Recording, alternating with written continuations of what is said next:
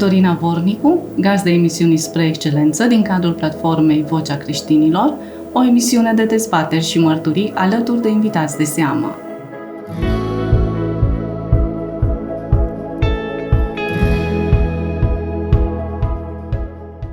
Salut comunitatea Vocea Creștinilor, sunt Dorina Vornicu, iar astăzi am onoarea de a-l avea ca invitat aici, în cadrul emisiunii Spre Excelență, alături de mine se află Emanuel Popa. Bine ai venit, Emanuel! Bine v-am găsit, mulțumesc de invitație! Pentru cei care nu te cunosc așa de bine, aș vrea să ne spui câteva cuvinte despre tine, despre viața ta personală și profesională.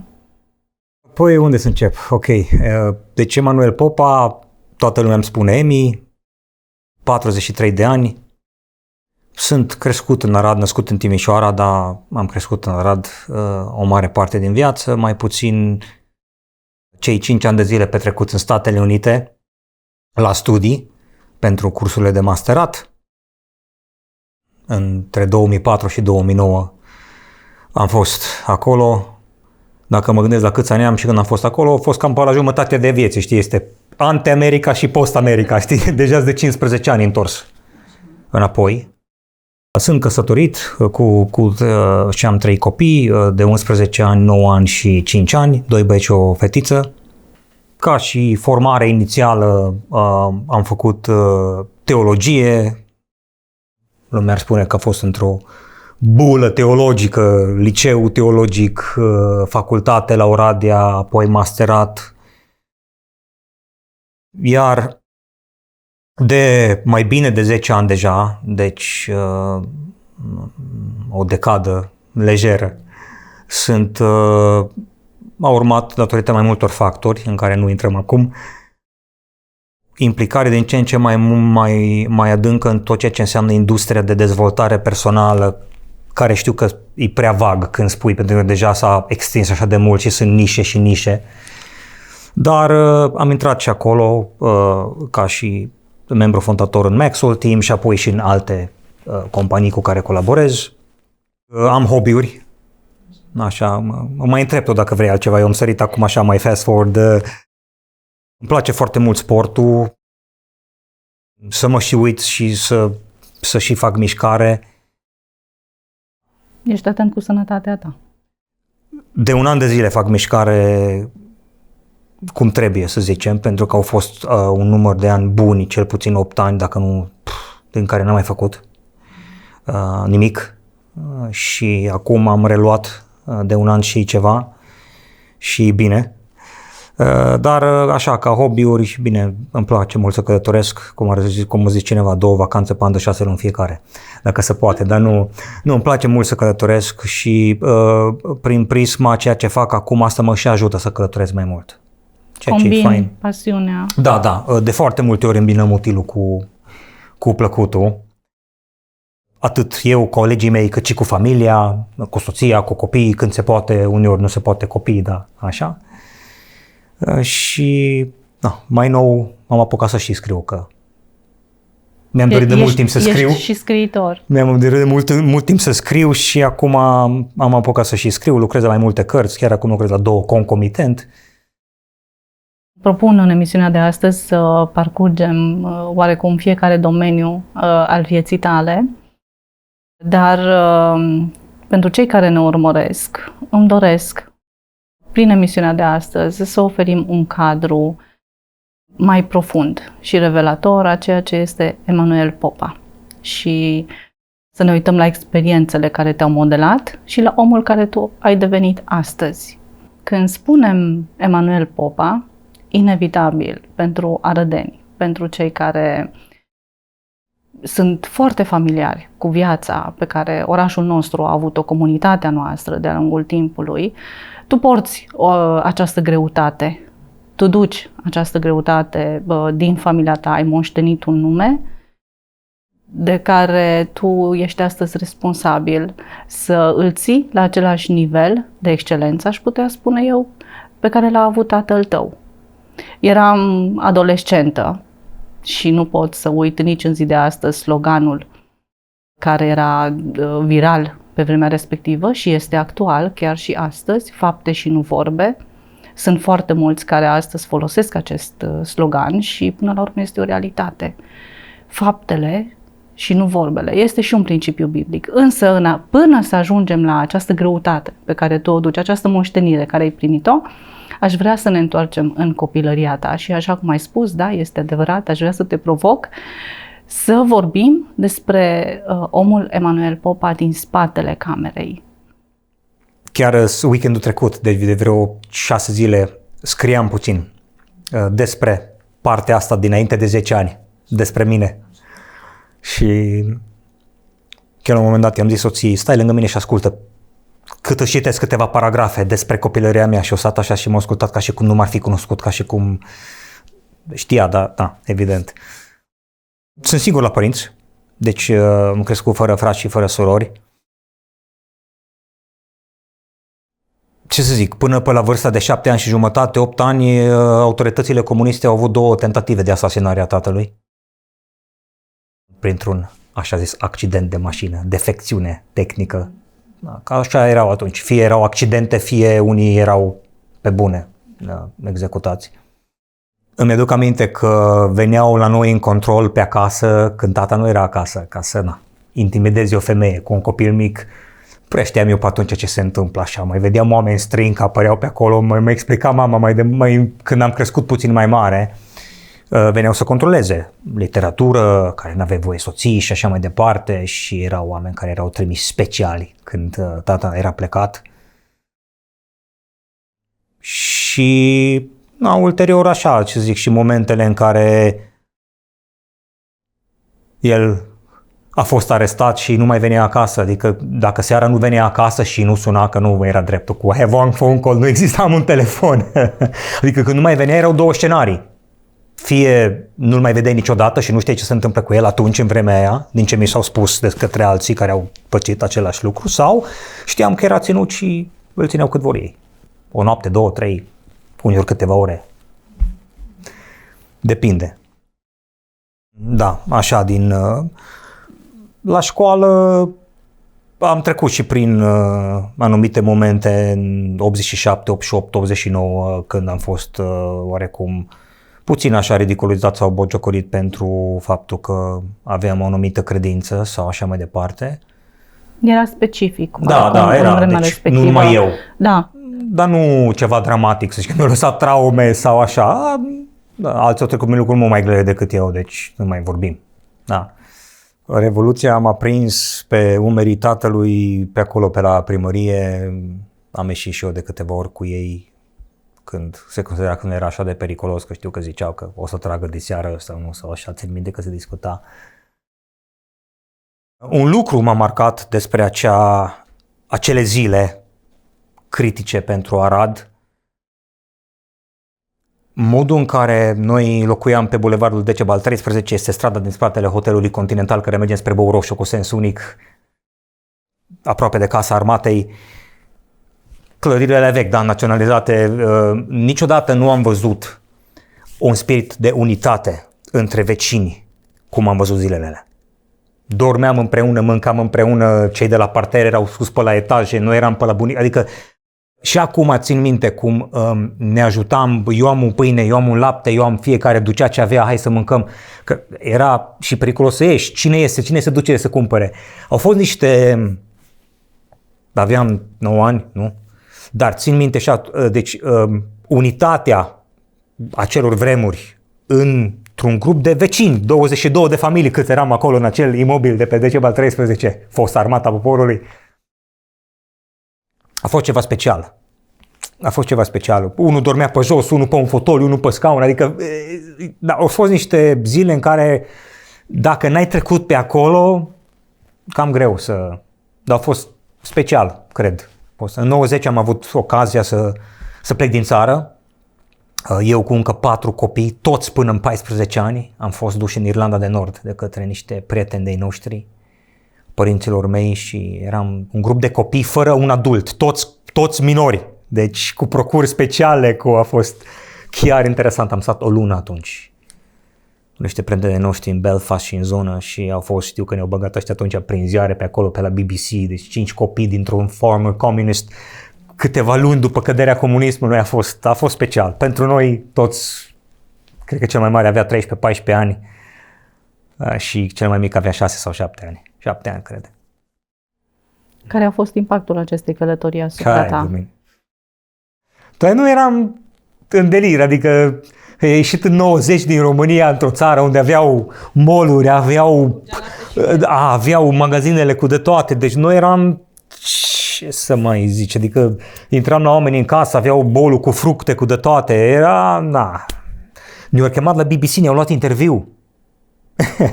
Copii de eu aveam 9 ani. Da, a fost interesant. A fost chiar o experiență frumoasă pentru noi care am ieșit atunci. Înainte de această perioadă grea, înainte de vârsta de 9 ani, dacă poți să ne împărtășești puțin din cadrul familiei tale o experiență, ceva ce asupra ta a pus amprenta, prezența tatălui, prezența mamei, voi ca și familie, rolul pe care mama ta l-a avut în viața ta, amprenta pe care tatăl tău și-a pus-o până la 9 ani. Pentru că mai apoi, deja fiind contextul schimbării regimului, ai avut acces deja la o altă platformă. De aceea aș vrea să ne vorbești puțin înainte, din perioada comunismului. Nu știu dacă pot să... deși sunt sigur că au fost momente grele sau momente care au avut un impact. Când mă gândesc de ce s-a întâmplat până la 9 ani, mă gândesc, eu o iau așa ca pe un tot unitar,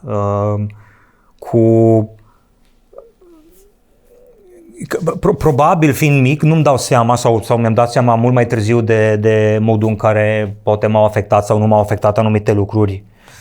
Gen mama care a fost trimisă detașată în Galați ca să nu fie lângă mine, că așa lucrau băieții. Și când treceau un avion, toate avioanele cam treceau pe deasupra casei noastre când mergeau către aeroport. Veneau și chiar pe la noi treceau și când vedeam avionul nu întrebam dacă nu vine mama de la Galați. Că așa s-au detașat unde au putut, ori Galați, ori după aia în județ, la Zăran sau în alte părți, dar pe cât posibil. La fel și cu tata, că îl trimiteau prin delegații. Dar asta datorită faptului că el era pastor la vremea respectivă. Da, și în fine, el n-a vrut să dea cu subsemnatul, lucru care s-a dovedit clar după ce au fost scoase dosarele. El ce-a văzut dosarul. Am văzut și o parte din el. El n-a vrut. Și atunci, sigur, asta s-a lăsat cu urmări asupra familiei. Mama trimisă de acasă cu ce au putut ei să facă atunci, el trimis prin delegații sau trala așa mai departe. Cu siguranță mama a încercat să mă protejeze cât de mult de tot ce se întâmpla când veneau ăștia pe la noi sau alte cele sau așa mai departe. Există un preț pe care o astfel de familie îl trece, îl parcurge prin experiențele de acest gen și oarecum viața în sine este atipică pe lângă omul de rând care mergea la servici, venea acasă. În situația voastră... Scuze, mi-am adus aminte de niște lucruri care, de câteva ori am fost cu bunicul la coadă, să stăm la coadă la lapte sau la pâine, că mergea dimineața la coadă și s-a întâmplat chiar când eram cu el, când am ajuns la ghișeu și cu o persoană, două înaintea noastră nu mai avem. Se închide ghișeul și am stat o oră, două degeaba. Asta e un lucru care... Pe căldură, pe frig? Da, și nu mă lua el tot timpul cu el, dar era când m-a luat cu el, nu știu, orică n-avea cu cine să stau, ori deși că bunica era acolo, ori am vrut eu să merg, orică, te lua, hai cu mine, știi? Și țin minte că au fost momente de genul ăsta unde eram și eu pe acolo, cum, atunci am stat la coadă, știi? Da, vezi, așa când stai și te gândești și îți vin lucrurile astea, unora când le povestesc din alte țări nu le vine să creadă, știi? Țin minte, sau când venea vecinul și zicea la taică că ne dăm jumătate de litru de benzină că primesc cota în nu știu câte zile, știi, și ce că eu să înțeleg ce-i cum, adică numai un număr de litri pe lună, numere soț fără soț, vezi? Uneori parcă și uiți lucrurile astea, dar au fost acolo, știi, și da, cred că ai mei au încercat să mă protejeze și cât au putut, evident, cum de fapt orice familie a încercat să-și protejeze copiii dacă erau expuși la așa ceva. Țin minte că odată a venit vecinul, nu mai știu câți ani aveam, și a venit la noi la ușă și a bătut la ușă, a zis repede, Dorule, hai afară că ți arde mașina. Au desfăcut capacul de unde se băga benzină sau motorină, nu mai știu ce era, băgat o cârpă și au dat foc. Și repede eu și vecinii și-au încercat să stingă și să... Da, dar nu mai știu dacă a fost înainte de 90 sau după 90. Asta s-ar putea să fie fost după 90. Deci au fost niște lucruri și post-decembriste, dacă vrei, interesante care s-au întâmplat, dar da, aia a fost în fine. Poți să ne vorbești despre ele? Nu, dar asta e o experiență, de exemplu, și care, adică acolo clar a fost intenționat, că n-a fost, a fost cu dedicație, cum am zice noi, nu? Dar, asta e. Pe de asta ai trecut și vezi, acum 2 săptămâni, 3 săptămâni, cât să fi fost deja, fiul meu a avut ziua de naștere și a avut mai mulți invitați. Și a fost cea mai mare petrecere pe care ai avut-o până acum, dar din tot invitații fuseseră mai multe fete de la el din clasă și la un moment dat i-am scris unei mame. E prima oară când o văd pe fiică-ta așa de aproape și ajung undeva cu povestea asta. Zic, nu știu, are așa un spirit, nu știu cum, ce cuvânt am folosit, nu știu, deosebit, așa, transmite o stare așa, nu știu, foarte, și ea mi zice, da, pentru că a suferit foarte mult dintre toți copiii noștri și a suferit la o vârstă la care a ținut minte suferința și asta a marcat-o și a schimbat-o. Empatică, probabil? Empatie? Da, și empatie și atunci, în momentul în care treci prin anumite circumstanțe de genul prin care am trecut noi, astea te afectează, își pun amprenta și la un moment dat există și un punct în viață unde tu decizi dacă își pun amprenta pozitiv sau negativ. La un moment dat e și o decizie, pentru că eu merg foarte mult după un principiu care multă lume nu-i de acord, dar eu merg după el și mi-l asum și îl rostesc de multe ori vocal, că viața este 10% din ce mi se întâmplă și 90% din cum reacționez la ce mi se întâmplă.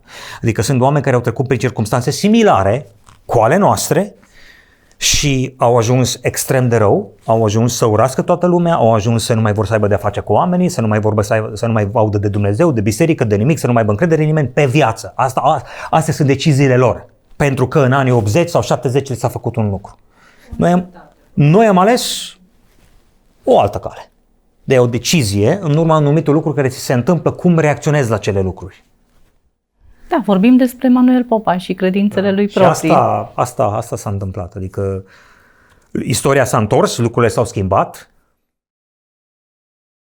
Am ajuns toți într-o primă fază, părinții mei, acum și eu, în punctul în care am avut și avem ocazia să ajutăm enorm de multă lume și atât ei, cât și eu chiar am avut și am făcut-o de nenumărate ori ocazia să ajutăm oameni care nouă ne-au făcut mult rău. Și l-am văzut pe taică mi-a făcut asta de nenumărate ori. Mama, nu mai vorbim ca medic, adică e chemare, nu e doar o slujbă la medic, e o chemare, o vocație. Dar și el, și știam clar, ți-a făcut aia, au făcut aia, ne-a făcut asta, o declarat aia, au scris aia. Și de câte ori a fost ajutat persoana respectivă sau familia lor? N-are rost. Deci asta e un lucru și asta se întâmplă. Nu? Uite, te uiți la nume mari în istoria omenirii, Nelson Mandela, care toată lumea știe istoria lui. Richard Wurbrand, dacă vrei mai acasă, da? Oameni care au ales dragoste, au ales iertare, au ales compasiune. Puteau să nu o facă. Și sunt alții care au trecut prin aceleași circunstanțe pe care au trecut ei și au ales ură, dispreț și răzbunare. Și astea sunt niște decizii la un moment dat pe care trebuie să le iei. Și da, de-aia spun, am ajuns și am văzut pe părinții mei de nenumărate ori ajutând cu bună știință oameni care le-au făcut extrem de mult rău. Și am ajuns și eu acolo, astăzi. Fie la oameni care le-au făcut chiar lor rău, deci mai în vârstă ca mine, fie la oameni care, am trecut și eu prin momente grele datorită lor și ești pus la un moment dat în postura de a decide cum te porți față de acele persoane. Poți să ne vorbești în acest context despre ONG-ul pe care știu că îl ai în Africa? O școală, o grădiniță, în jur de 70 de copii. Da. Te ocupi, sau cel puțin echipajul care este acolo se ocupă de educația lor. De ce ai ales să te implici noi avem și așa de departe? Avem și în România unul și avem și în Africa. Adică sunt pe principiu, nu ajutăm în deplasare și ignorăm ce e acasă. Că multă lume critică asta. Și pe undeva înțeleg. Adică mulți ajută doar în afară și nu ajută deloc acasă. Nu, noi ajutăm și acasă, dar ajutăm și în deplasare. Adică ajutăm și în afară. Da? Și ăsta e un principiu care e și biblic și e ancorat în mai multe realități. Adică îi ajuți pe cei de acasă, zona geografică, apoi te extinzi și așa mai departe.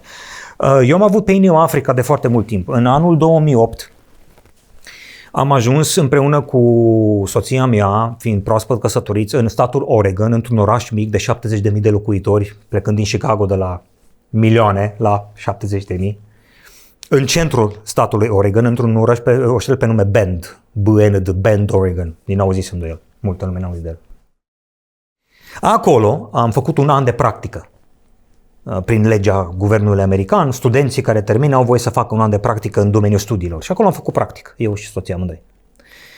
Acolo am făcut practică și era o biserică care avea și o școală și care avea și o organizație unde făceau foarte multe acțiuni sociale în Africa.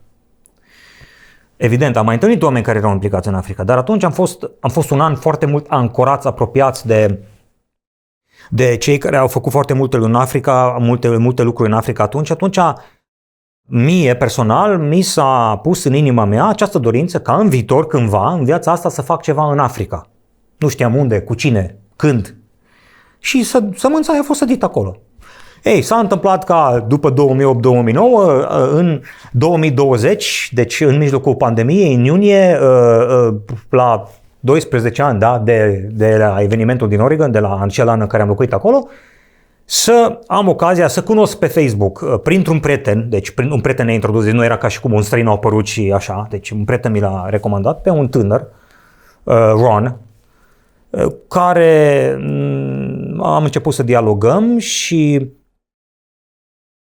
totul a plecat de la ideea, eu eram atunci parte dintr-o comunitate care călătoream foarte mult și mergeam la niște seminarii de dezvoltare personală și tot ne puneam noi problema ce să facem să ajutăm pe alții, că eram mereu încurajați în aceste seminarii să dăm dărnicie, să dăm zeciuială. Da? Și am stat de vorbă cu prietenii mei și am zis, uite, mai am un băiat în Africa, hai să trimitem niște bani să facă o activitate copii. Așa a plecat ideea, de la o activitate copii. Și de la o activitate, luna următoare, altă activitate, s-a născut ideea unei fundații care se numește Evo Team Foundation, ETF Africa, în Ghana, care după aceea, ulterior, de la niște activități copii, am închiriat o clădire cu ideea de a începe cu o creșă, grădiniță, deci de pe la un an jumate, 2 ani iau, ca apoi să devină o școală. Deci am luat copii mici, s-au ocupat de ei, am început cu 10-12 copii, cu un angajat.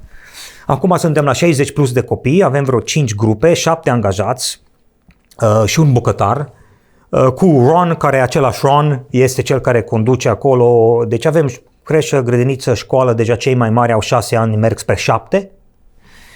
Avem o clădire închiriată și, practic, dacă vrei să o pun în cifre, cu 10 euro pe lună oferi educație și o masă caldă pe zi unui copil.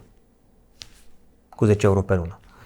Condițiile care noi le oferim acolo în fundație, eu am fost personal acolo acum 2 ani, sunt peste ceea ce îi primesc la școlile de acolo din zonă.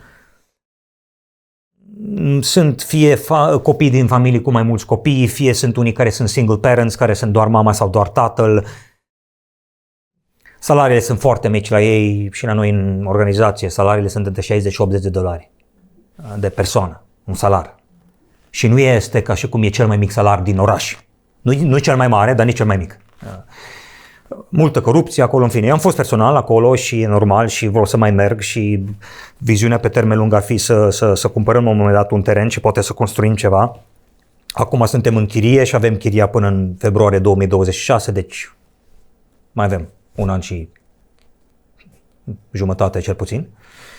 și vedem după aceea ce se întâmplă. Dar e ceva de suflet, nu sunt eu doar eu. Eu sunt deschizător de drumuri, am așa...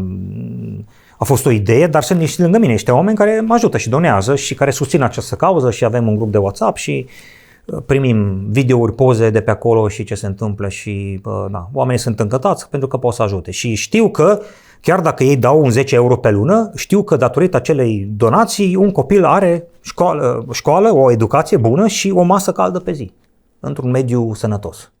Unul din principii, cel al dărniciei, dă roade în viața ta.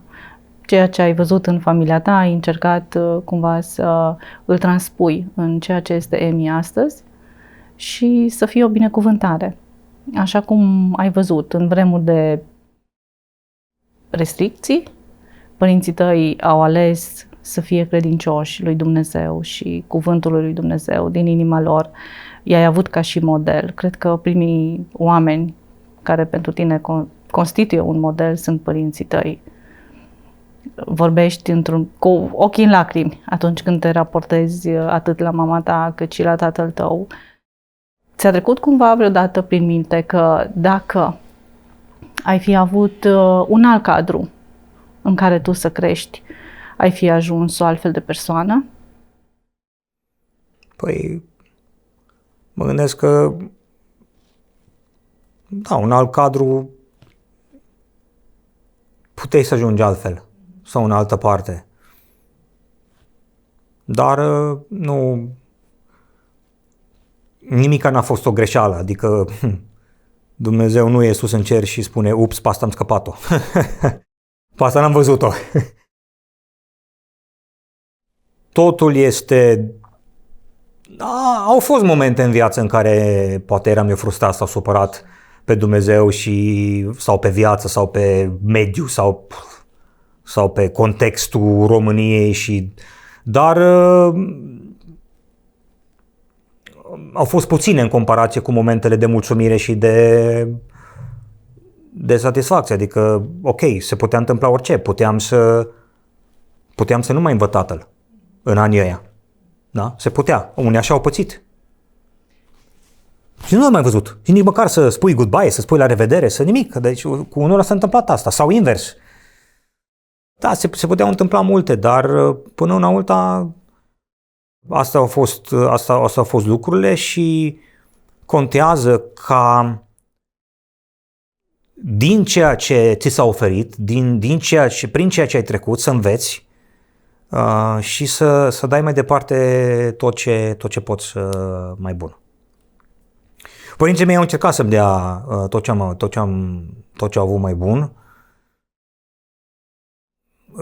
în contextul acela și după și am avut și libertate, și adică n-au fost doi habotnici care să nu mă lase nu, mi-au dat libertate, o libertate cu limite, dar o libertate, deci adică am putut să mă bucur de copilăria mea.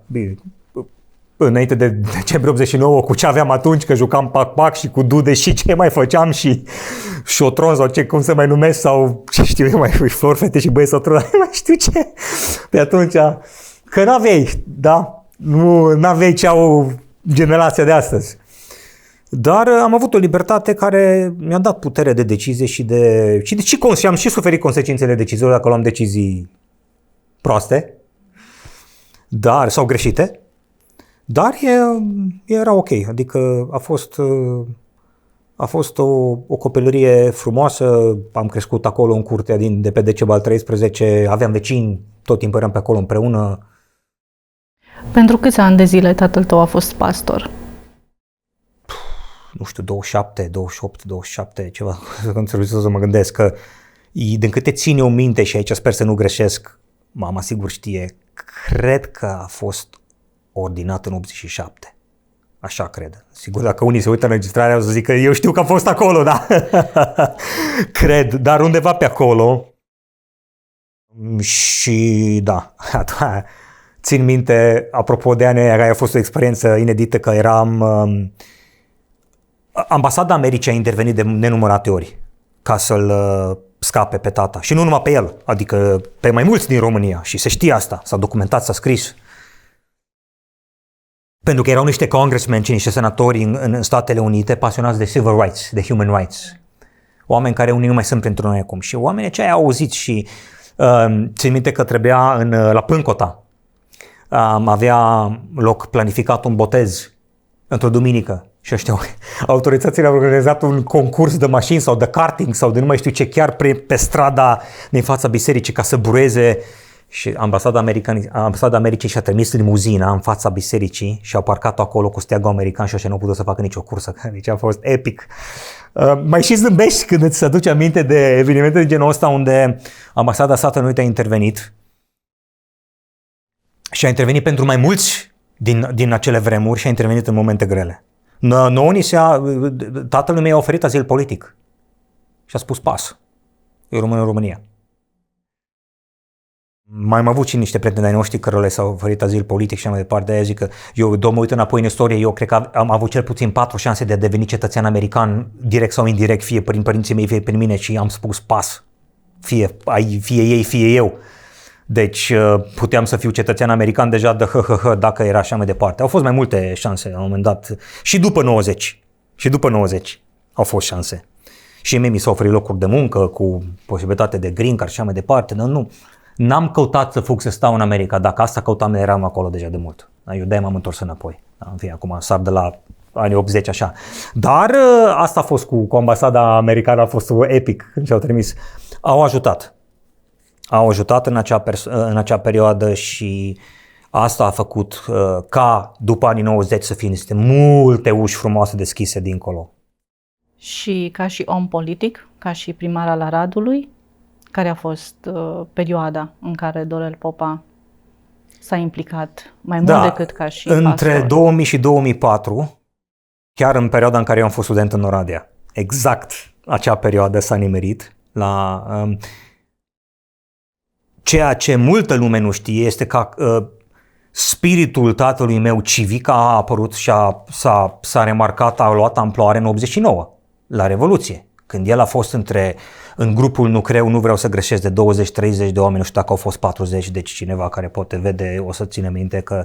Dar țin minte că era grupul revoluționarilor, tata m-a dus la ei să-i cunosc, m-a prezentat la ei după anii 90, când eram și eu adolescent și, la un moment dat, chiar când eram student, era grupul revoluționarilor și au fost niște oameni acolo care au luptat.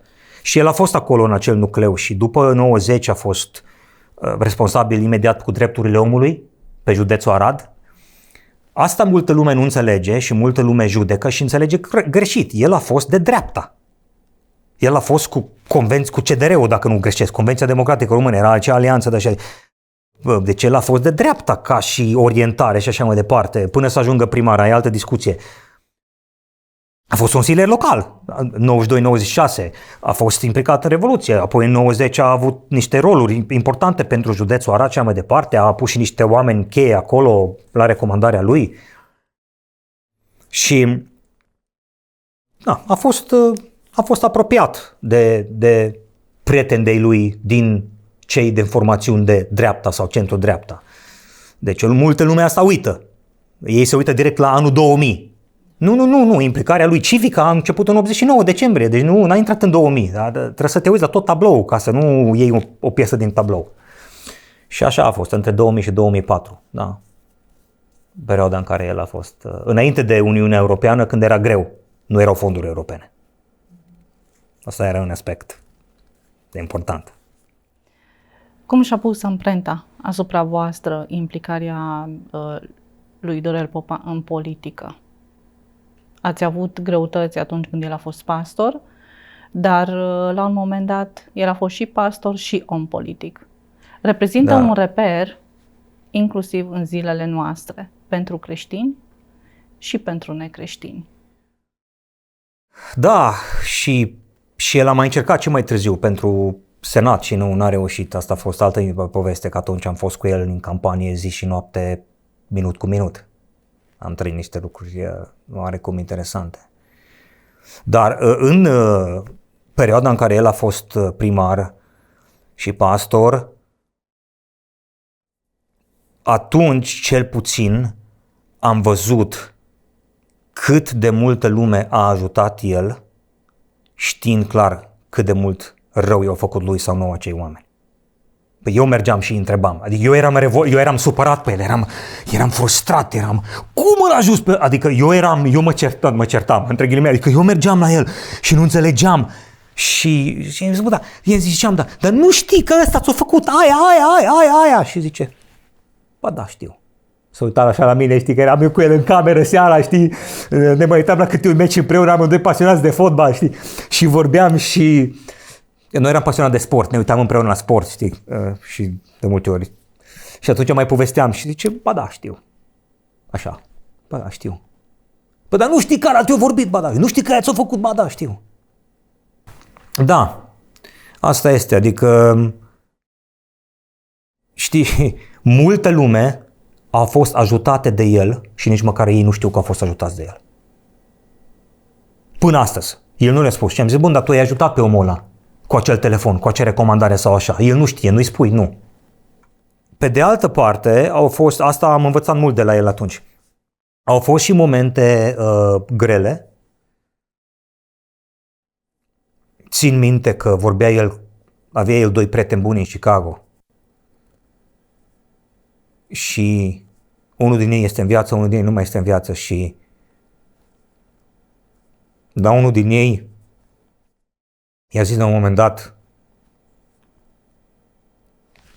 i-a zis, măi, Petre, zice, mă așteptam să fie murdari, dar nici în halul ăsta unde s-au coborât.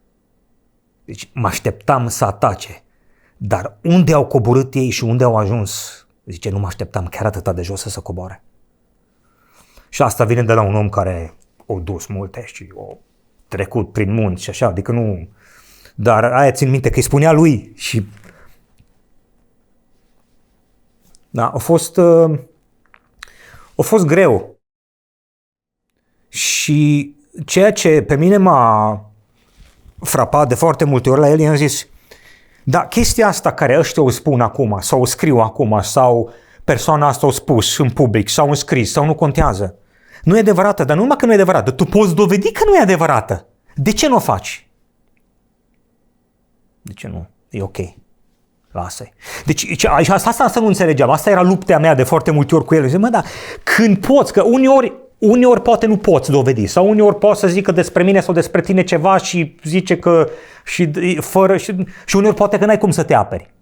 Dar când ai cum și tu nu o faci, nu înțelegeam, spune, mă, de ce acum chiar poți să dovedești clar cu un document, cu un telefon, cu orice, în 5 minute ai putea să dovedești că nu e așa și tu nu o faci. Și nu. Da, și de multe ori eu ziceam, păi eu aș face altfel. Nu să te lași așa, călcat în picioare. Și ales să nu facă. Și eu spun un lucru. Mama mea stă pe Decebal 13, fosta Armata Poporului, apartamentul 5, din 81, acolo, același apartament. Eu nu am proprietăți în Luxemburg, în conturi offshore, n-am proprietăți în Florida, nu am nimic. Aș vrea să le am, crede-mă.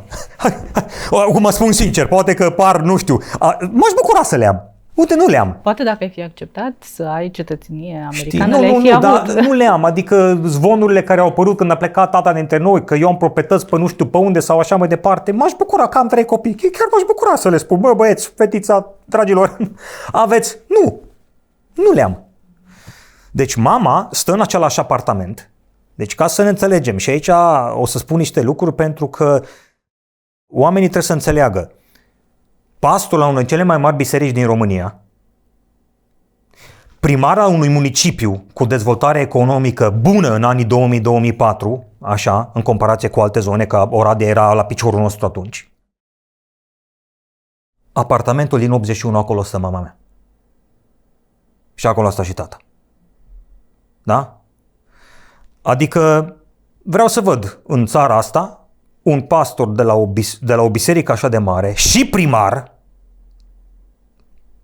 mai continui, în fine, da? Și asta este. Acolo stă mama în același apartament. Deci restul poate să spună fiecare ce vrea, că eu îi duc să le arăt apartamentul. nu este cazul. Știi? Exact Așa le mai cum- zic la unii, da. știi? Zic, te duc cu mine, te iau de mână să-ți arăt unde stau. I s-a oferit, apropo, i s-a oferit, eu știu, clazul i s-a oferit, îți cumpăr casă, îți cumpăr vilă, îți cumpăr mașină. Nu. Eu iară eram revoltat, eu eram copil, îți dai seama că mi-ar fi plăcut. De ce nu? Că până la urmă, la cât ai făcut pentru orașul ăsta și nu numai pentru orașul ăsta, pentru țara asta, lumea nu știe multe vizite, Washington, București, alte cele, n-are rost. Nu meriți și tu măcar da, să am și eu un loc mai mare, mă gândeam la mine, dar nu era normal. Și a spus nu. Și cumva asta mi s-a transmis și mie, pentru că, uite, vezi, ca și paranteză, în un moment dat când eu m-am întors din Statele Unite, a fost o perioadă limitată de 1 an și jumătate în care eu mergeam foarte mult în satele din județul Arad, duminicile. Eram chemat pe la biserici și am fost pus atunci să aleg, să dau doar un exemplu. Poate concludem, poate nu, de asta mi-a venit acum și, da? Astăzi vorbesc despre multe lucruri despre care nu știam să vorbesc. Sper să iasă bine. Dar sunt sincer. Între a avea un Audi A4, care e o mașină bună, și a avea un BMW, nu un BMW nou, să ne înțelegem. Avea ani de zile, da? Și în mintea mea a fost, dacă eu mă duc, nu știu dacă am greșit sau nu, dar spun cum am gândit atunci. Eu mă duc la o biserică de 30 de oameni mai în vârstă, că așa era. Ce parchez în fața clădirii? Bine, era alegerea astea două și am ales Audi, n-am ales BMW-ul din considerentul că știam că eu o să merg. Acum, încă o dată, poate un exemplu banal, poate un exemplu pe care, nu știu, unii nu înțeleg. Și asta l-am luat de la tata, pentru că mi-a spus, sunt momente în care trebuie să alegi cu înțelepciune, nu ce ți este ție mai bine și așa mai departe. Când tu ești în slujirea altora și când tu vrei să te implici în viața altora și să-i slujești, trebuie să te gândești bine ce decizii iei, ce faci și cum te prezinți acolo. Și în mintea mea, a fost încă o dată, să pot un exemplu banal, am zis, nu vreau să merg să-mi parchez BMW-ul în față acolo, nu că n-am nimic cu BMW-ul sau cu Audi ca și branduri, dar încă o dată, am încercat să mă gândesc care ar fi cea mai bună alegere pentru mine atunci, în contextul a ceea ce făceam în acel an. Dar, da, asta e, exemple de genul acesta, vezi, care m-am gândit atunci și așa mai departe. Și, da, ar fi multe de zis, dar plecând de la întrebarea ta, a fost o perioadă grea pentru noi. Noi am avut de suferit. Dinamica familiei s-a schimbat. Da, noi am avut de suferit. Biserica, cred că a avut de suferit. Cred, deci asta cred și da, probabil că asta e, ce s-a întâmplat, s-a întâmplat. Dar acele lucruri și acei ani mi-au dat de gândit și m-am gândit foarte mult la ele și când am plecat din România și așa mai departe și sigur acum le văd cu alți ochi, la 43 de ani. Aș face și eu la fel, cum aș face altfel, cum aș proceda altfel. Da. Da, încă o dată, sunt multe lucruri, îmi trezești foarte multe amintiri sau lucruri prin întrebările tale. Lucruri pe care probabil le-am vorbit cu persoane apropiate, unele probabil nu le-am mai spus în public, lucruri care probabil încă dor, dar e ok. Scopul, pentru că cu siguranță există un scop pentru care am ales și am vrut să fiu invitatul meu în cadrul emisiunii Spre Excelență și îți mulțumesc că ai acceptat să te faci atât de vulnerabil la intensitatea, parcursul vieții tale, la intensitatea în care tu ai trăit și familia ta. Nu știu până în prezent să fi avut un astfel de invitat. Îmi doresc să arătăm ceva lumii. Îmi doresc să scoatem în evidență acea viață spre excelență care a fost trăită dincolo de, sau în suferința, nu aș putea să spun dincolo, ci în suferința de care ați avut parte și să arătăm că se poate. Viața părinților tăi nu a fost o viață ușoară. tu la rândul tău ai preluat această moștenire, l-ai avut pe tatăl tău ca și model și ai avut oportunitatea să înveți de la el, probabil mai mult decât au avut membrii din biserică sau inclusiv mediul politic. De ce spun lucrul acesta? Pentru că atunci când trăiești în casă cu o persoană, tu ai fost cel mai aproape de el. Tu l-ai văzut în momentele în care a izbucnit de fericire, l-ai văzut în momentele de suferință, l-ai văzut în momente de zbatere, l-ai văzut prin toate sezoanele vieții lui. Și una a fost atunci, când l-ai avut fizic lângă tine, e diferit acum, exact așa cum spui, când te uiți în spate, poți să analizezi dintr-o altă perspectivă. Filtrezi viața în prezent altfel. Aș vrea să știu de la tine, mă uit la Emi, te cunosc, ne cunoaștem de multă vreme, dar în ultima perioadă așa au fost circumstanțele, am interacționat mai mult. Și mă uit la Emi astăzi, nu doar prin prisma a ceea ce a fost tatăl tău, Dorel Popa, ci mă uit la un Emi care a făcut propriile lui alegeri. Cum te-a influențat pe tine în dezvoltarea ta? Sau ce impact a avut asupra ta în a-ți drege oarecum suferința atunci când oamenii trebuie să se uite la tine ca la un individ aparte, dincolo de istoricul tatălui tău? Da, asta se întâmplă în continuare, este un subiect amplu care l-ai deschis. Da, asta oarecum pentru mine mereu a fost, pe de o parte, o frustrare. Deci, e și o binecuvântare, nu știu cum să zic asta, să nu fiu înțeles greșit, știi?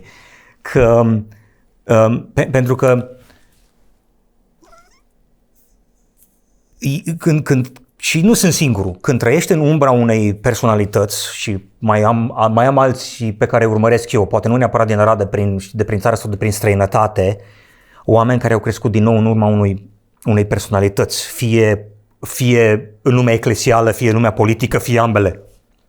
Atunci încercam să mai învăț de la ei. Mereu, cel puțin aici, peste tot unde mă duc, oamenii mă prezintă ca și băiatul lui Dorel Popa. Și atunci, ce am făcut eu în ultimii 10-12 ani, am început să mă dezvolt și să îmi dezvolt cariera și activitățile în anumite domenii unde am început să fiu foarte mult apreciat și respectat nu pentru cine era tata și mama. Unde în acele comunități nimeni nu știe cine e Dorel Popa și Lidia Popa. Dar nimeni, zero. Pentru prima oară, și soția vede asta foarte bine, am început să fiu validat și am început cu oamenii să mă respecte, nu pentru cine a fost mama sau tata, nu doctorița Popa, care mama încă lucrează, nu Dorel Popa. Și asta pentru mine a însemnat enorm de mult. Lumea nu înțelege asta și nu vede asta. Începând de la platforma Maxwell Leadership Certified Team, unde am devenit membru fondator în final de 2011, continuând cu Mark Aseta și Life Mastery Training și compania și ei cu care lucrez cu Mark deja din 2017 și acum această companie Life Mastery Training și alte companii cu care am colaborat, aici mereu eu am fost validat pentru rezultatele mele, munca mea și slujirea mea pe care am făcut-o către alții necondiționată. Aici e meritocrație, aici nu zici băiatul lui. Da? Aici softul vede, ai rezultate, n-ai rezultate, ai făcut, n-ai făcut și așa mai departe. Și asta mi-a adus o împlinire și o bucurie când pentru prima oară am ajuns să fac niște lucruri și oamenii să știu că mă respectă și că mă apreciază pur și simplu pentru că sunt Emi. Ori aici în Arad mereu am avut dubii și mereu am avut întrebări. Și mereu le am. Adică, chiar mă valorifică și mă apreciază pentru aportul care îl aduc eu sau pentru că sunt băiatul lui și așa mai departe? Pentru că încă sunt propuneri care le primesc care ar fi mascate ca și un trofeu. Oamenii mă vânează ca și un trofeu, da? Inclusiv în lumea politică. Câte propuneri am avut? Facem conferință de presă, băiatul lui Dorel vine cu noi, da, era frumos ca trofeu, știu, suna bine. Și în ceea ce fac eu și sprijinit de Vio, de soția mea, care mă sprijină foarte mult, am reușit să facem niște lucruri și să avem niște realizări pe care multă lume din rad nu înțelege, arăt de nici măcar nu știu cu ce mă ocup. Ei bănuiesc, unii. Unde sunt foarte mult iubit și respectat pentru ce am făcut eu pentru alții. Și asta mi-a adus oarecum ceva de care, nu știu, într-o oarecare măsură aveam nevoie. O încredere de sine, o stimă de sine crescută. Avem nevoie pentru că aici mereu să fii văzut tu. Da. Tu și eu ca pentru valorile mele și aportul da. pe care eu îl aduc. Nu pentru că sunt băiatul lui X sau lui Y și așa mai departe. Da? Nu ca fiind o extensie. Nu vreau să minimalizez, că cineva, eu am câțiva mentori și unii din ei îmi spun, Emi, beneficiază în modul bun al cuvântului de binecuvântarea și ușile care sunt deschise datorită părinților tăi.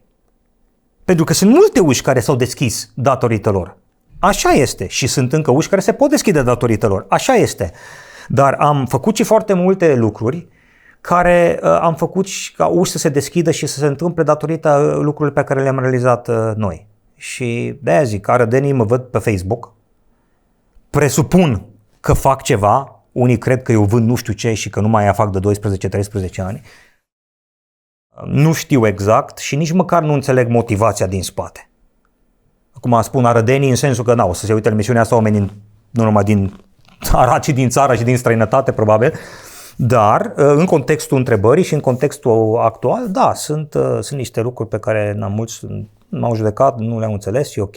Zic, un lucru care mie mi-a fost foarte greu să-l fac este să nu mai îmi pese de ce zic alții. Pentru că asta e foarte greu.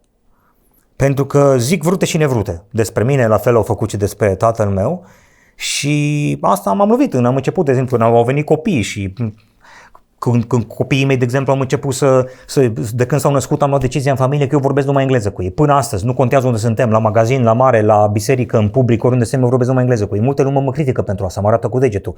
Cel mai greu a fost să nu îmi pese. Că ei, Că eram destul de sensibil la asta, că ce zic ei, nu știu ce zic ei. Asta este. Asta a fost o lecție grea. Multă lume ar putea să aibă o viață mult mai binecuvântată și mult mai bună dacă nu le-ar păsa așa de mult de ce zic alții sau de ce credeai că zic alții, nici măcar nu zic că și imaginează ei. Și asta a fost, au fost niște lecții personale pe care au trebuit să le învăț.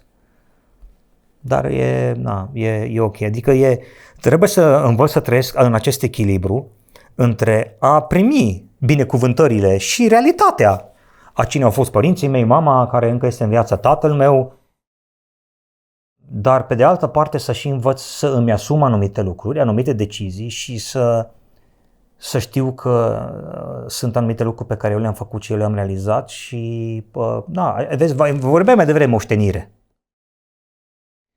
Eu mereu mă gândesc foarte mult la acest termen moștenire, legacy, mai ales de când a plecat tata. Sunt anumite lucruri pe care le-a făcut, pe care nu le-am putut duce mai departe. Sau nici n-am vrut, sau n-a fost locul meu să le duc mai departe. Sunt anumite lucruri pe care am ajuns să le duc mai departe. Unul din ele este orfelinatul, asociația, unde împreună cu domnul inginer Țărău facem o echipă extraordinară, aș spune eu, și continuăm și ducem mai departe acel orfelinat, această asociație care, sigur, astăzi are conducere, are doar același nume, dar are altă conducere, alt staff și așa mai departe, altă direcție, altă viziune, s-au schimbat lucrurile, au apărut internetul, au apărut toate aceste lucruri. Dar sunt anumite lucruri pe care le ducem mai departe și anumite lucruri pe care nu. De exemplu, când el a plecat dintre noi, multă lume mi-a spus atunci că eu trebuie să duc mai departe, imediat să intru pe plan politic, să duc tot ce a construit el mai departe, pentru că erau niște lucruri pe care el lucra când el a plecat dintre noi așa subit. Erau niște lucruri, niște discuții și în Washington DC și așa mai departe care se discutau și la un moment dat am stat în cumpără. Mă simțeam atât de copleșit știind ce a reușit el să facă și discuțiile care aveau loc peste ocean atunci, în 2013, 2014, 2012, în acei ani, încât i-am zis, nu, efectiv eram copleșit de magnitudinea lor. Eu nici știam de unde să o apuc, nici știam pe cine să sun. Și unele lucruri Nu le-am putut duce mai departe. Altele, surprinzător, și nu o să spun mai multe decât atât, este că încep acum să le duc mai departe din lucrurile pe care le-a făcut el. Chiar îmi zicea soția săptămânile trecute, dacă taică-tu ar fi în viață și ar vedea ce relații ți-ai făcut, cu cine stai de vorbă, cine te caută, din afara orașului, de mai sus, ar fi chiar happy, zicea ea, ar fi chiar mândru de tine. Nu știu dacă o să continui să duc la nivelul lui anumite lucruri, dar poate că pot să fac anumite lucruri pe care el și le-ar fi dorit, la care a lucrat, care nu s-au fructificat și poate pot să le fac în slujba orașului și în slujba țării. Nu știu, vedem. Sunt discuții. N-am căutat asta, am fugit de asta. Am fugit de asta. Ești mult mai pregătit acum decât în 2012. Da. Suntem în 2024, te-ai maturizat, ți-ai întemeiat între timp o familie, ai copii, ești tu la rândul tău în postura de tată. Toată experiența acumulată de-a lungul anilor, atât în școală, iar mai apoi în dezvoltarea ta personală, te ajută să administrezi lucrurile acestea și să poți să le fructifici. Având o relație personală cu Dumnezeu, tu poți să creezi în continuare și cumva, chiar dacă au fost visele tatălui tău, tu ți le poți însuși și le poți fructifica tu în modul tău evident. Cred că nimeni nu-ți cere să faci ce ar fi făcut tatăl tău, ci să faci voia lui Dumnezeu pentru tine, pentru viața ta și pentru cei din jurul tău. Să fii tu acel om de legătură care cândva a fost tatăl tău, un model. Da, așa este. Sunt aceea, cum ai zis, expresia asta, om de legătură. Sunt oameni care au această chemare. Prietenul nostru comun, Cristi Galea, susține apostolică. Îl citesc pe el acum. De a deschide drumuri. Unii oameni asta fac foarte bine. Deschid drumuri. Unii oameni nu sunt neapărat numărul 1. Nici nu caută să fie numărul 1. Unii oameni merg, deschid drumuri, deschid uși, pun oamenii în legătură. Fac lucrurile să se întâmple. Asta a făcut tata foarte mult. Multe lucruri ascunse. Aradul nu le știe, România nu le știe. Vai, eu le știu câteva din ele. Lucruri grele. Și s-au întâmplat aceste lucruri și pe plan civic, și pe plan politic, și pe plan spiritual, și pe plan de biserici și așa mai departe. Și dacă pot să fiu acea persoană care fac lucrurile să se întâmple, care deschid niște drumuri, deschid niște uși, inițiezi niște idei. Să știi că eu foarte multe lucruri am făcut în ultimii 20 de ani, unde eu am fost acolo doar când s-a pus cărămida și apoi m-am retras. Și lumea nu știe că am fost acolo. Dar nu contează asta. Nu contează. Am fost recent la Cluj, la un eveniment cu John Maxwell și echipa lui și a spus așa, unul din speakeri. Lumea asta și viața asta ar fi un loc mult mai bun dacă multă lume n-ar fi obsedată să-și asume creditul pentru ceea ce se întâmplă. Am și notat aia, nu o să uit. De ce trebuie să am eu creditul și să fiu eu postat pe Facebook și pe ziare și la televiziuni și să fiu eu acolo? De ce trebuie eu să am meritul acela? Dacă e un lucru care se poate întâmpla bun pentru familie, pentru societate, pentru biserică, pentru ONG, pentru oraș, pentru țară, de ce trebuie să fiu eu acolo în față? Tatăl meu a făcut nenumărate astfel de demersuri unde nimeni nu știe că el a fost în spate. Nu se știe. Poate că și eu am făcut deja câteva. O să mai fac câteva. E ok. Nu e vorba despre a fi eu în față și a fi numele meu acolo. Dacă pot să nu înțelegem greșit. Nici aspectul respectiv în a fi în față și a fi numele tău prezent nu este un lucru rău în sine, dar cumva, exact așa cum am spus, fiecare cu locul lui, pe drumul lui și să nu ne încurcăm, eu vreau să fiu pe drumul tău. Nu se potrivește pentru mine, Dorina, să spun așa, sau indiferent unde suntem, ci e bine acolo unde înțelegem că Dumnezeu ne-a pus să dăm maxim. Tu despre asta vorbești. Și să fim împăcați cu noi înșine. Te văd atunci când vorbești cu atâta pasiune despre lucrurile astea, că ești împăcat tu cu tine însuți. Făcând lucrurile astea, ți aduce o satisfacție interioară pe care nu ai putea să o găsești în altă parte. Da, în principiul ăla, orice faceți, să faceți din toată inima, știi? Să dai 100% când faci ceva să o faci cu motivații corecte. Cred că asta e o chestiune care mi s-a transmis din familie, de a face lucruri pentru a ajuta pe alții, de a face lucruri în slujba altora, de a te sacrifica pentru binele altora.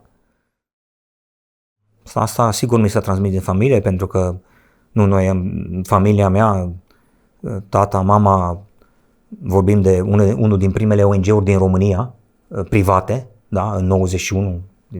Ne scriau Bucureștiul să ne întrebe deci ei încercau să facă legi și formă să consultau juridică. cu noi. Da. Una din primele clinici din România, private, unde primeau medicamente și dădeau medicamente gratis. Adică tatăl meu și familia mea au fost pionieri în multe domenii.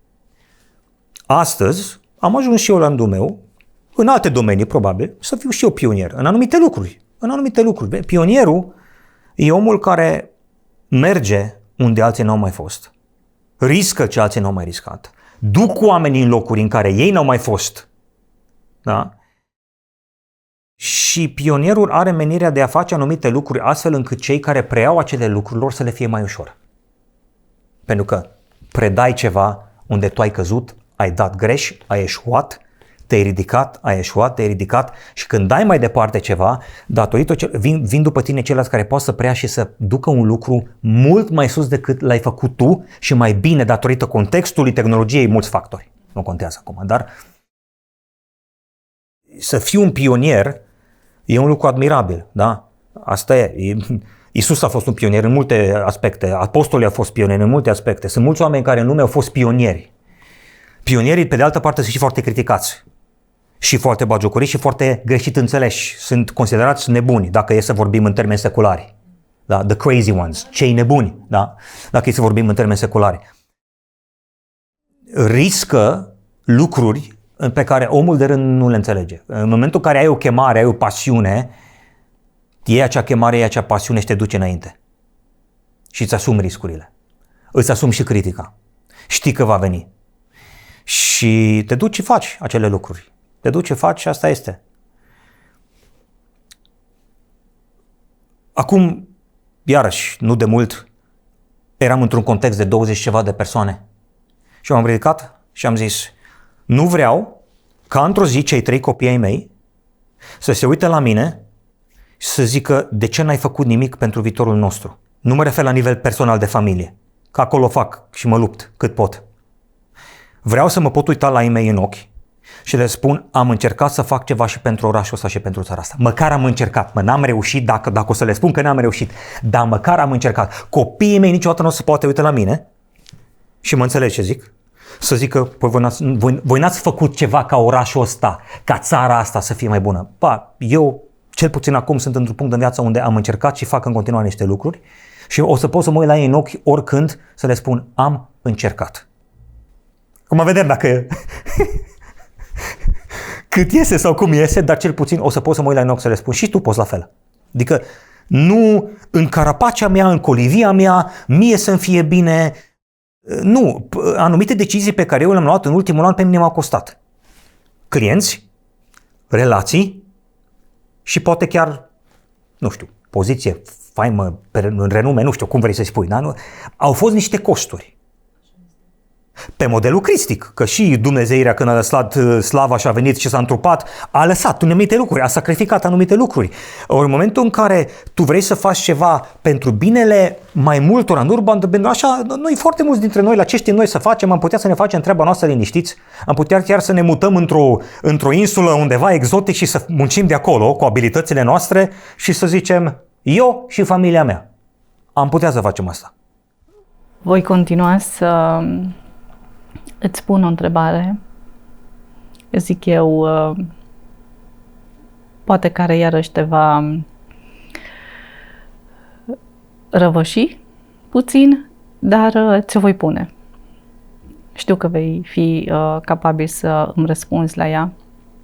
Poate la un moment dat ai avut-o în mintea ta, poate ți-ai aplicat-o conștient sau inconștient, dar eu o voi verbaliza astăzi.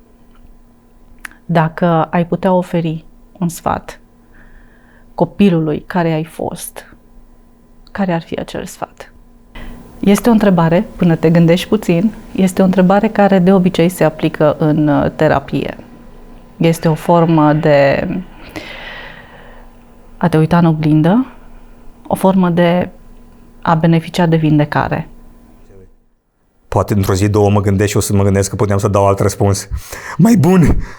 E bine să iei întrebarea asta cu tine pe mai departe și să o mai imagini. Este o întrebare pe care până la urmă mi-am adresat-o mie de nenumărate ori.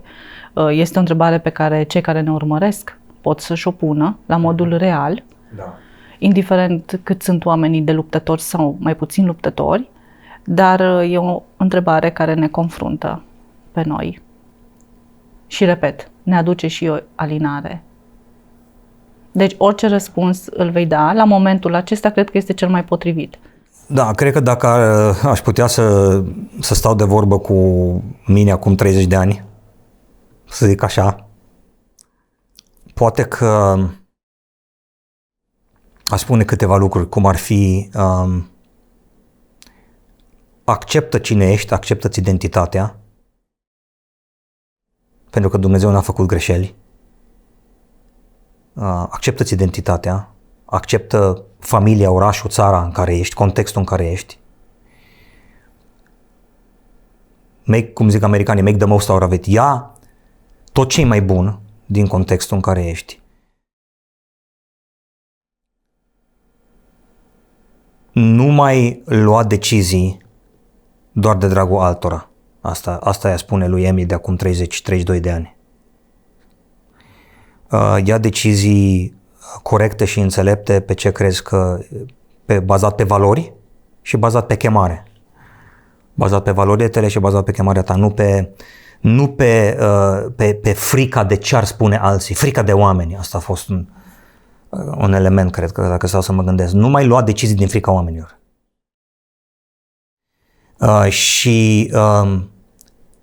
Ea spune copilului Emi, dă-ți voie să greșești cât mai mult și învață din greșeli. Că târziu am învățat lecția asta. Prea târziu. E ok să greșești. Încearcă, dă greș, asumă-ți când greșești și învață din greșeli. Lasă ca greșeala să fie cel mai mare pedagog al tău și să-ți aducă experiența. Și probabil că un sfat care aș da copilului ar fi să citească mai mult, că eu n-am citit când am fost copil, acum citesc. Și poate că i-aș da și o listă de 10 cărți care să le citească. Un răspuns corect. Un răspuns care reflectă cu adevărat sinceritatea ta. Și se vede că modul în care ai ales să te filtrezi tu pe tine este real. Și ești o persoană care într-adevăr aplică valorile și principiile biblice. Nu e ceva ce încerci să simulezi, ci într-adevăr arăți cu adevărat Emi care este astăzi ca și individ și sub nicio formă altceva decât omul matur care a ajuns. Ce mesaj ai pentru cei care trec prin perioade dificile și încearcă să găsească un echilibru între viața profesională, influențele externe și viața personală? Unul din lucrurile care le-am auzit cu mulți ani de zile în urmă la un seminar, că eu merg la foarte multe seminarii, sunt adeptul ideologiei că omul trebuie să învețe până moare constant. Dacă te oprești din învățat e bai. Și a spus cineva la un moment dat,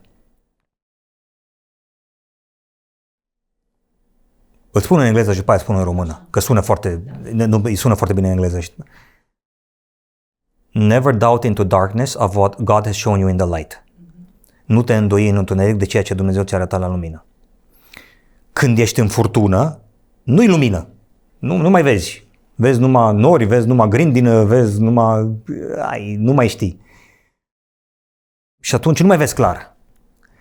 Și în momentul în care asta se întâmplă, trebuie să faci un pas, doi înapoi și să încerci să te gândești la ce ți s-a revelat și ce ți s-a arătat că trebuie să faci când era lumină.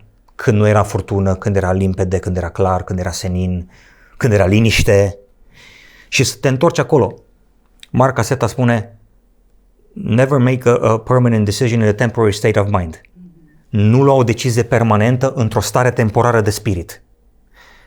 Și când trecem prin situații de genul ăsta unde nu mai știi, nu mai tot se tăcla tine, nu mai vezi, când emoțiile cresc, IQ scade, emotions go high, IQ goes down. Și asta se întâmplă și cu mine și cu oricine. Și atunci trebuie să ne găsim acel moment de disciplină unde nu mai luăm decizii permanente, life-changing, altering, da, din astea care îți schimbă traiectoria vieții sau radical, în momente în care ești emoțional praf, ești dat de pământ, ești în furtună, nu mai vezi, să faci una bage înapoi să te gândești, ok, când eram pe deal, când eram pe munte, când eram în lumină, când era clar, ce decizie am luat atunci, ce mi s-a transmis că trebuie să fac atunci. Asta e un aspect. Pe de altă parte, să nu mai iau decizii, foarte multă lume ia decizii permanente într-o stare emoțională. Și asta și pe mine m-a costat, de multe ori. Pentru că e vorba de inteligență emoțională, despre care se discută cam puțin. Și atunci, ăsta e un sfat pe care l-aș da oamenilor, pentru că asta am înțeles foarte mult în ultimii ani. Uite care e chestia, dacă e o decizie înțeleaptă astăzi, e o decizie înțeleaptă și peste 3 zile. Și peste o săptămână. Nu se poate asta să fie extrem de înțeleaptă și peste 3 zile să fie extrem de prostă. Adică să fie, wow, ce decizie bună și peste o săptămână spui, a fost ce decizie proastă. Adică nu vorbesc acum de cazuri excepționale unde, ok, trebuie să dai un răspuns până la în câteva ore dacă mergi undeva sau așa mai departe. Nu, e efectiv. Deciziile astea importante să faci... Un fel de schimb de macaz. Da. Și este ceva ce... Există un tip pe care eu cu Vio l-ascultăm foarte mult pe net, Franklin Jensen. Și el, într-o predică de-a lui, a spus change of place, change of pace, change of perspective. Pace, place, perspective. Schimbarea locului, schimbarea ritmului, schimbarea perspectivei. În momente grele, de foarte multe ori este bine să faci un pas înapoi. Uneori recomand oamenilor care trec prin momente extrem de grele să se ducă o zi, două undeva singuri. Să-și taie netul, să lase telefonul, să fie singuri. Da, neapărat schimbarea contextului. Nu acasă. Ăla n-ai schimbat contextul. Ieși, du-te. Du-te undeva la o oră, 2, 3 de tine, schimbă contextul, aer, dacă se poate alt aer, alt ritm, fără lucrurile care sunt de obicei lângă tine și când o să ai o schimbare a locului, change of pace și change of place, schimbarea locului, schimbarea ritmului, automat o să vezi lucrurile cu altă perspectivă. Eu când am plecat din Arad în Chicago în 2004, eram într-o situație foarte grea în viața mea. Și când am ieșit de aici și m-am dus acolo, undeva între 6 și 9 luni mi-a luat ca să mă vindec. Îți ții minte că era cineva care mă știa foarte bine, acel prieten despre care spuneam că tatăl meu mi-a spus, Emi, că el mi-a spus că eu mergeam des în vizită pe la ei, măi, zice, te văd, ești altfel. Când ai venit aici, zice, în vara trecută, îmi zicea el, erai încărcat, erai împovărat, erai apăsat, zice, te văd, ești altul. Acum, nu înseamnă că trebuie să te muți în altă țară și pe alt continent 6 luni de zile, că se întâmple asta. La fiecare după posibilități. Nu, dar încă mai fac asta. Este când mă iau și mă duc undeva, o oră, 2 de unde aici, schimb ritmul, schimb locul, se schimbă perspectiva. Și dintr-o dată lucrurile pe care le vedeai într-un fel, parcă le vezi cu alți ochi. Bun.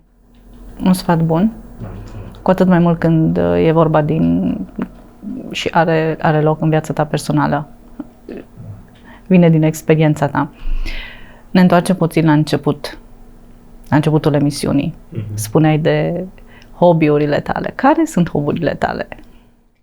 Îmi place mult să joc board games.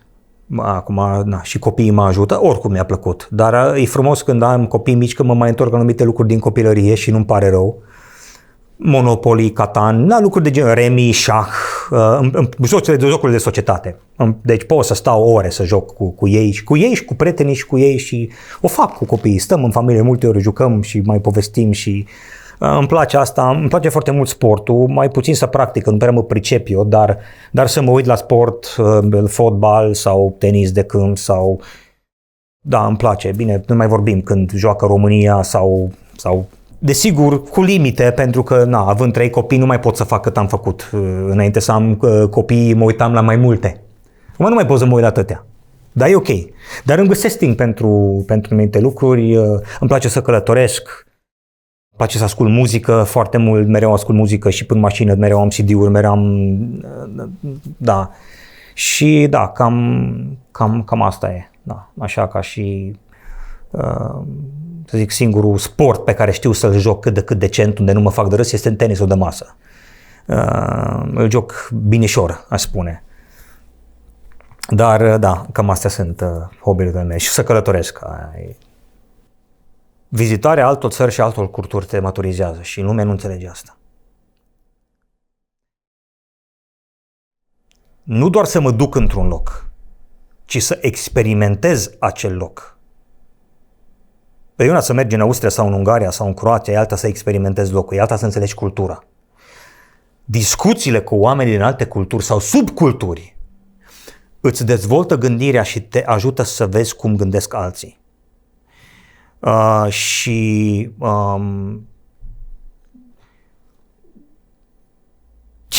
Când eram student în Chicago, erau anumite cursuri, Intercultural Studies.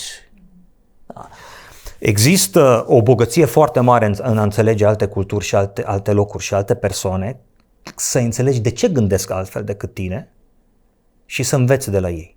Da, acum data n-am mai intrat în hobby-uri, dar în fine, asta se întâmplă când... Convingerea mea este că un om care călătorește și ia timp să vadă lumea și să vadă alte culturi, să înțeleagă, este un om care poate relaționa mai ușor cu oamenii, poate să empatizeze mai bine cu oamenii, pentru că nu doar carapacea mea de român, eu sunt aici și eu am dreptate în toate. Sunt și alte lucruri pe care le vezi. Asta e un hobby care te și ajută oarecum să te și dezvolți. Da, lumea este mult mai mare decât perimetrul în care fiecare dintre noi ne facem traiul sau ne ducem traiul zilnic. Da, așa este. Spuneai că în ultima perioadă sau în ultimii ani ai ales să citești mai mult decât ai citit în copilărie. Care este cartea ta preferată și de ce? Păi da, acum în primul rând când am plecat din România în America, am fost nevoit să citesc. Școala de acolo m-a costat enorm de mult. Enorm. Când le zic la prietenii mei cât m-a costat școala sau cum e de cap. Nu mi-am putut permite să plec de aici, în Chicago, la studii, cu acele costuri și să zic nu citesc. Nu există așa ceva. Dar mi-a fost greu. Pentru că eu când am ajuns în Chicago, citeam 10 pagini pe oră. Și colegii mei citeau 60 sau 70. Unii. Alții citeau 40. Deci eu trebuia să lucrez în 4, 5, 6, 7 ore cât alții lucrau într-o oră. Apropo. Dar am fost nevoit, asta e. Deci atunci au fost, bun, o fac o treabă și o fac bine, nu așa. Dar ulterior am început să citesc multe cărți de leadership, self-development, dezvoltare personală, educație financiară, foarte mult și îmi cer cartea preferată, mi-e așa de greu că sunt acolo câteva, cele 21 de legi supreme ale conducerii de John Maxwell. E o carte care, din punctul meu de vedere, n-aș lăsa un elev să termine o școală în România fără să o citească și fără să o conspecteze. Aș pune obligatorie. Lumea se uită, zice, dar eu nu sunt lider, nu există. În primul rând ești liderul vieții tale. Dacă nu te conduci pe tine, deci cartea aia, un prieten de-al nostru drag din Statele Unite, Terry, a spus acum câteva zile într-un call că a citit-o de 25 de ori. E o carte care merită citită. Cea mai bună carte de leadership, cea mai citată carte de leadership la nivel global, în fine, de John Maxwell. Ar mai fi As a Man Thinketh, așa cum gândește omul, James Allen, o citește în câteva ore. E mai mult o broșură decât o carte. E o carte care te poate da peste cap în modul cel mai... Pleacă de la un proverb. As a man thinketh in his heart, so we see din Biblie. Adică de acolo pleacă, lumea o citește, nu de acolo s-a inspirat James Allen când a scris cartea. Uai, și a treia e destul de grea. Nu știu ce să zic. Aș oscila între How to Win Friends and Influence People de Carnegie, cred că în român au tradus-o Secretele Succesului, dacă nu mă înșel. Pentru că e o carte care te ajută să relaționezi foarte bine cu oamenii. Să înțelegi și relaționezi cu ei. Aș oscila între aia și probabil cartea lui Kiyosaki, Tată bogat, tată sărac, care te ajută să deschizi puțin perspectivele din punct de vedere a educației financiare și așa mai departe. Știu că lumea are reticențe când vede titlul, mai ales dacă ai crescut într-un mediu, hai să zic, conservator. Când vezi acolo bogat, știi, dar e o carte care merită. Adică și este o carte ușor de lecturat. Copiii mei, paranteză, copiii mei sunt plătiți să citească cărți. Nu pentru școală. Aia nu. Aia trebuie să facă. Nu este opțional. În afara școlii, ei dacă vor să facă bani, ei trebuie să citească. Negociem. Vin la mine, tati, când mă plătești pentru asta? How much do you pay me? Mă uit la ea să văd cât e de mult scrisul, cât e de mare, câte pagini are cu poze și negociem. Și asta am învățat de la John. Tata lui John Maxwell îl plătea pe el să citească cărți când era copil. Și atunci, da, cam astea ar fi, să zic, 3 din cărțile care, da, dar citesc și, na, e bine. E bine să citești. Mereu îți vine câte o idee care te pune pe gânduri. Te scoate din bula proprie de gândire și de analiză. Exact. Bun, atunci eu pe locul 4 aș pune cartea ta pe care tocmai ai scos-o nu de mult. Aș vrea să ne vorbești puțin despre ea. Ai menționat doar autori străini. Tu ești român. Vorbește-ne puțin despre cartea care ai publicat-o recent. Da, recent am publicat o carte care e oarecum mai nișată, pe o nișă, dar urmează și altele care nu sunt așa de nișate, care o să poată să le citească oricine. Este în engleză, 7 Ways to Handle Objections, in Sales, subtitlul este In Sales, Direct Sales and Network Marketing, da? 7 modalități de a trata obiecțiile. Este scris în engleză, nu e foarte groasă, până în 100 de pagini, nu e... O carte unde am adunat cam ce am adunat eu în 15 ani de experiență în domeniu și am pus acolo. Feedback-ul este încântător, se găsește pe toate platformele Amazon la nivel global. Sunt oameni care au citit-o, care mi-au spus că i-a ajutat, de exemplu, cineva mi-a spus că a ajutat cum să-și promoveze meditațiile. De meditație la... E foarte mult pe cum să te conectezi cu oamenii prin întrebări. Și am oameni care au citit-o și care au zis că i-au ajutat în relațiile lor. Deci nu e o carte de relații, dar o să găsești multe lucruri unde... Și am un capitol acolo unde vorbesc despre modul în care Iisus răspundea întrebărilor cu întrebări, că asta era maestru în așa ceva. Și am dat nu știu câte versete unde el îi se punea întrebări și răspundea cu întrebări. Întrebări, răspundea cu întrebări. De acolo vine, că n-am inventat-o noi, el a fost maestru în așa ceva. El se punea întrebări, venea cu o întrebare. Și atunci alții au luat acel model și l-au implementat. Și asta a fost o carte care am scris-o. Deci, nu-i prima la care am lucrat, că există o carte la care am început să lucrez acum 5 ani. Am pus-o într-un sertar, aia este 90% gata, m-am întors acum la ea, încep să o polișez, deci acum mai scriu 2, una în engleză, una în română. Dar asta este gata, s-a dat, există și în PDF și e un easy read, nu e greu de citit. E foarte ușor de înțeles și așa mai departe.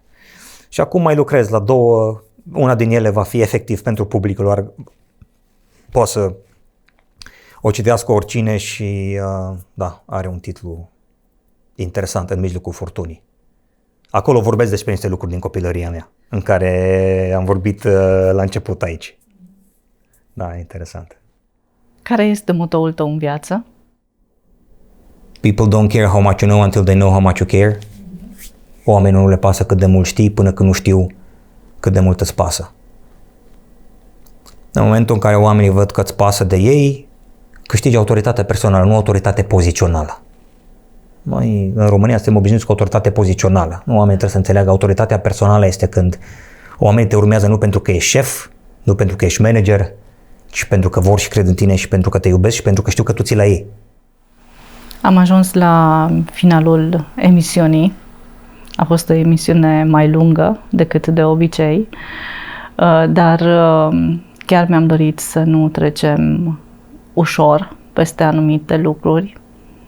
Un ultim gând pentru cei care au rămas cu noi până la final.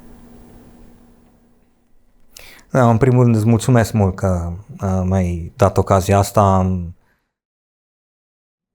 Am venit pregătit, n-am știut, că nu mi-ai trimis nicio întrebare înainte, dar am venit pregătit știind că s-ar putea să vorbesc despre niște lucruri despre care n-am vorbit niciodată. Nu într-un format public sau într-un format video și ok, totul are un început, nu-mi pare rău. Știți cum e? Sunt foarte multe lucruri care se întâmplă în viață pe care nu le înțelegi. De foarte multe ori noi dăm vina pe Dumnezeu sau pe divinitate. De multe lucruri ne le facem noi. Sunt lucruri manual. Da. Nu-i vina lui. E vina noastră. Decizii. Eu sunt astăzi suma tuturor deciziilor pe care am luat până în prezent. Dacă fiecare om și-ar asuma asta, lăsând la o parte contextul, copilăria, suferința, trădarea, abandonul, durerea, frustrările, guvernul, primarul, Consiliul Județean, Europa, UE, tralala. Ok. Eu sunt astăzi suma tuturor deciziilor pe care le-am luat. Dacă oamenii și-ar asuma asta, decizii financiare, spirituale, relaționale, da? Sunt 5 domenii în care omul trebuie să crească holistic. Intelectual, relațional, spiritual, material și fizic. Parte de trup. Da? Nu neapărat în această prioritate pentru cei care se mai potignesc. Da? Nu, dar sunt holistic și atunci, dacă fiecare trebuie să-și asume că am luat decizii, noi fiecare zi luăm decizii. Dacă îmi asum responsabilitatea că sunt unde sunt pentru că am luat decizii, bun, asta e, nu mai dau vina pe altul, îmi asum și merg înainte încercând să iau decizii mai bune, înconjurându-mă de oameni de la care pot să învăț și care pot să cresc. Mediu. Da? Cei 5 oameni din viața mea, unde sunt, cu care eu petrec și cel mai mult timp. Unde sunt? Spiritual, relațional, financiar, sănătate, material, unde sunt? Dacă ei sunt mai sus, cu valori, mă pot trage și pe mine. Cam asta e. Să ne asumăm fiecare dintre noi locul în care suntem și să știm că putem să facem mai mult, cum a spus recent la întâlnirea la care am participat cu organizația Maxwell, Dumnezeu m-a creat și Dumnezeu nu creează gunoaie. Sunt fiu de rege, de împărat. Hai să începem să trăim ca atare. Mulțumesc, Emanuel, pentru modul unic în care ai ales să expui atât experiența personală, cât și experiența ta profesională. Am descoperit astăzi mai mult din ceea ce știam până în prezent că este Emanuel Popa. Îți doresc mult succes în toate planurile pe care ți le propui să le ai în viitorul apropiat și nu numai. Sper ca să ne mai vedem, pentru că mai avem multe de povestit, da, într-un astfel de cadru, bineînțeles. Și ce să spun eu, peste 10 ani, când probabil vom sta și vom rememora aceste vremuri prezente, să ne găsim mai maturi decât am fost astăzi și să fim plini de sănătate și de succes și gânduri bune. Mulțumesc foarte mult și eu și da, hai să mai povestim și în viitor. Mulțumesc mult de tot! Vă mulțumesc tuturor celor care ați rămas cu noi până la final, până la o nouă emisiune, toate cele bune!